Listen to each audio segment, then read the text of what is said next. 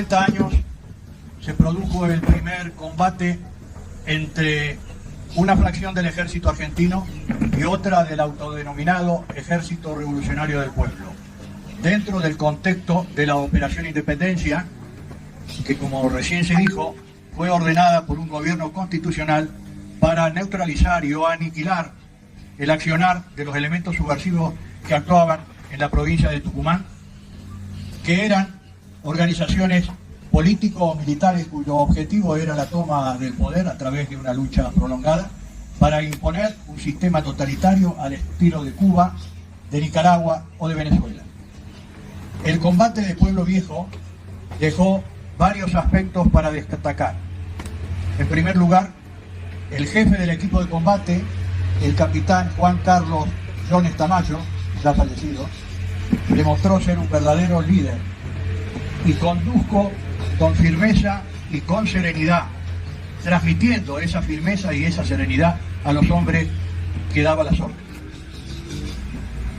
Yo, el subteniente Arias, el cabo primero Orellana, ya habíamos sido heridos y estábamos en el puesto de reunión de heridos que estaba al lado del puesto de comando del capitán Jones. Un disparo le había volado la antena de la radio que tenía al lado, pero parece que eso no lo inmutó. Siguió dando órdenes con firmeza y con serenidad. Sin proponérselo, Jones me dio el mejor ejemplo de lo que es el mando. Cabeza fría y corazón caliente. Así actuó él en todo momento. Todas las bajas del ejército fueron cuadros.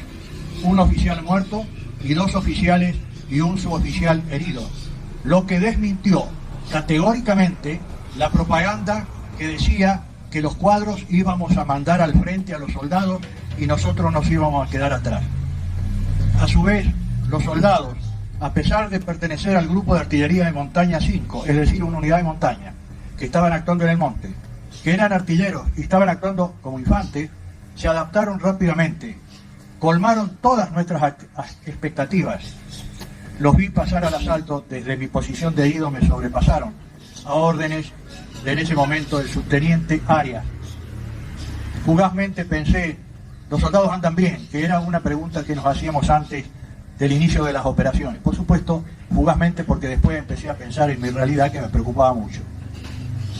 Son imágenes que tengo fotografiadas.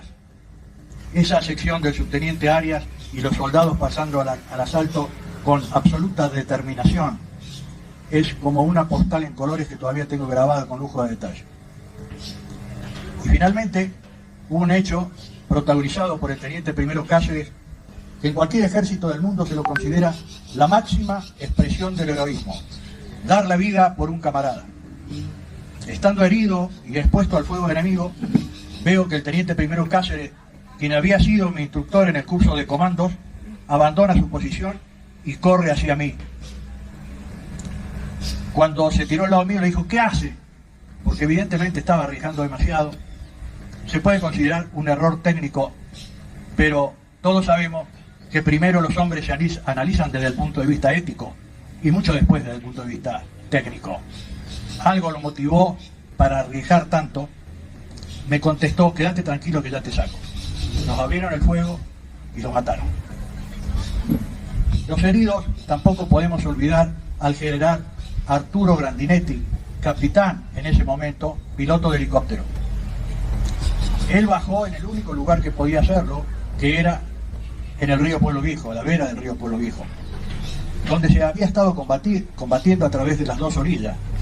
Él no tenía la certeza de que la zona estaba despejada de enemigos, bajó lo mismo. Y eso permitió que todos los heridos llegáramos al hospital militar sin desangrarnos. El teniente primero Cáceres es conocido en este pueblo. Es conocido en la provincia de Mendoza, donde nació, y en el ejército. Pero es un desconocido para la sociedad argentina y sobre todo para la juventud argentina, que hoy necesita de estos ejemplos como el del capitán Cáceres. ¿Qué sucedió? ¿Lo olvidaron solamente? No hubo solamente un olvido. Hubo adrede un ocultamiento. Todos los hombres que murieron en la guerra revolucionaria han sido olvidados y ocultados por un gobierno nacional. Y también fueron ocultados y olvidados las 1093 víctimas inocentes, hombres, mujeres y niños, que fueron asesinadas por el terrorismo. El nombre de todos ellos deberían estar en el Parque de la Memoria de la Ciudad de Buenos Aires, y no están. Es el parque hoy de la memoria incompleta. Todos los pueblos soberanos que quieren escribir unas letras, unos renglones tan solo en el libro de la historia universal, nunca han olvidado a sus héroes. En la Argentina sí. Lo mismo pasó con nuestros veteranos de la Guerra de Malvinas. Los trataron de chicos de la guerra. Esa frase le está negando su calidad de hombres. Fueron los militares británicos, no los ideologizados, los oportunistas políticos, los que reconocieron el valor de nuestros soldados. Cuando el pueblo argentino empezó por los nuevos medios de comunicación a enterarse a través del enemigo de que nuestros soldados habían combatido con valor, entonces reconocieron a nuestros soldados y se sienten orgullosos por ello. Todavía los que han combatido en la guerra revolucionaria no han sido reconocidos. Y peor aún, se ha rendido homenaje a los terroristas y se les ha dado a muchos de ellos cargos públicos. En la ciudad de Buenos Aires hay una estación de subte que lleva el nombre de uno de los principales responsables de una bomba que la organización sediciosa Montoneros puso en el comedor de la Superintendencia de Seguridad Federal. 24 muertos y más de 70 heridos. Están todos impunes. En la ciudad de Buenos Aires hay una calle que lleva el nombre de un individuo que se alejó de su líder de partido porque no se radicalizaba a la izquierda, se fue a Cuba y junto con el Che Guevara organizaron lo que se llamó el Ejército Guerrillero del Pueblo, que en 1963 apareció en los Montes Salteños y que fue desbaratado por Gendarmería.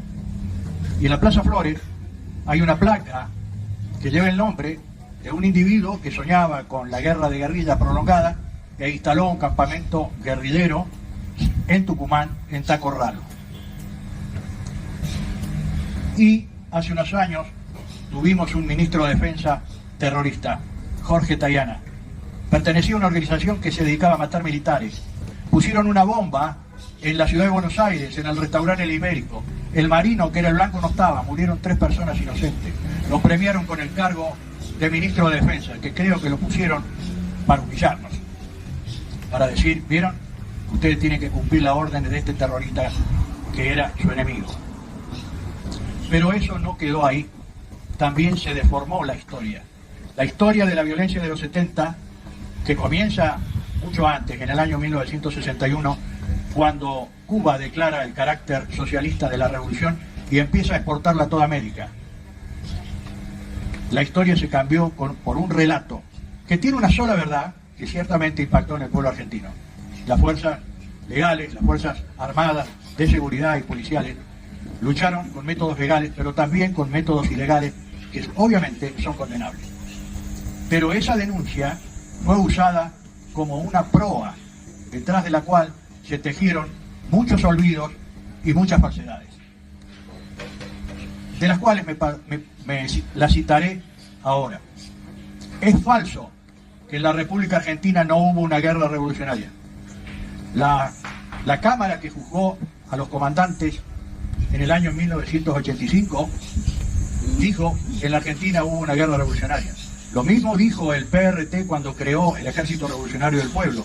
La guerra revolucionaria ha comenzado en la Argentina. Estamos en ellas metidas hasta el pescuezo. El que no combate no existe. Palabras textuales del 5º Congreso del PRT. Y Montonero también dijo, nosotros iniciamos una guerra revolucionaria. Es falso que las organizaciones armadas eran insignificantes.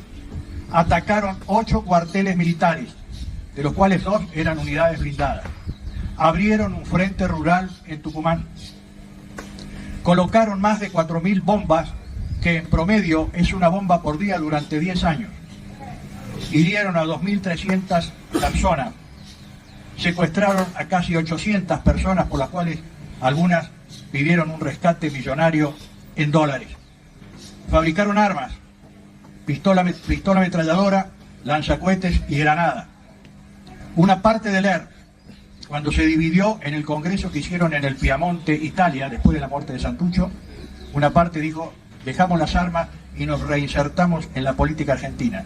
Otra parte, a órdenes de Gorriarán Merlo, se fue a Nicaragua. Y fue un apoyo muy importante que le dieron al ejército sandinista. Algunos adquirieron el más alto grado del ejército sandinista. Gorriarán Merlo fue el nexo entre la inteligencia cubana y la inteligencia de Nicaragua, y otros trabajaron para captar a la justicia. Entonces, y hay algo más. En Paraguay fue asesinado quien había sido el dictador de Nicaragua, Anastasio Somoza. ¿Quién lo asesinó? ¿Un grupo sandinista? No, todos eran argentinos. Y el ERP, en un momento dado, fue considerado por todas las fuerzas revolucionarias de América como el ejército más subversivo, más importante de toda América. Es falso que las organizaciones armadas lucharan por el regreso de la democracia. De los 8 cuarteles que atacaron, 7 fueron atacados durante la vigencia de un gobierno constitucional. Cuando asumió el nuevo gobierno el 25 de mayo de 1973, cuyo presidente era Cámpora, el ERP sacó un comunicado que dijo: el ERP no va a dejar de combatir, es decir, no le importó la voluntad popular. Y lo escribieron y lo firmaron. Es un documento. Es falso también que los juicios que comenzaron cuando se anularon las leyes de punto final y obediencia debida, que protegía a los cuadros medios y bajos, tanto de las Fuerzas Armadas como del terrorismo, se anularon esas leyes solamente para los hombres de las Fuerzas Armadas y los terroristas quedaron impunes. Comenzaron los juicios. Es falso que esos juicios se ajustan al derecho. Se han violado principios fundamentales del derecho para juzgarlos y para condenarlos. 14 prestigiosos juristas argentinos en el 2016 emitieron un mensaje que decía que esos juicios no se ajustaban al derecho. Y no solamente eso, todos los derechos que tienen actualmente los presos comunes, no importa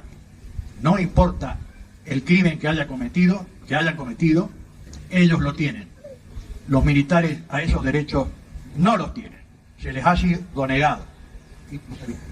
Inclusive se les ha negado el derecho a tener una asistencia médica como corresponde. Bien, ahora nos encontramos con un país dividido y alguien tendría que ocuparse, o todos nos tendríamos que ocupar, de que la brecha se cierre y la Argentina alcance nuevamente la unidad. Pero eso únicamente se puede lograr con la verdad, toda la verdad, no una verdad ideologizada, revanchista y llevada a cabo por oportunistas.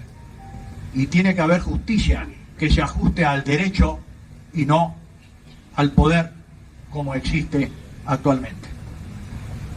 Finalmente, quiero traer nuevamente a la memoria al teniente Primero Cáceres. Murió un 14 de febrero, Día de los Enamorados.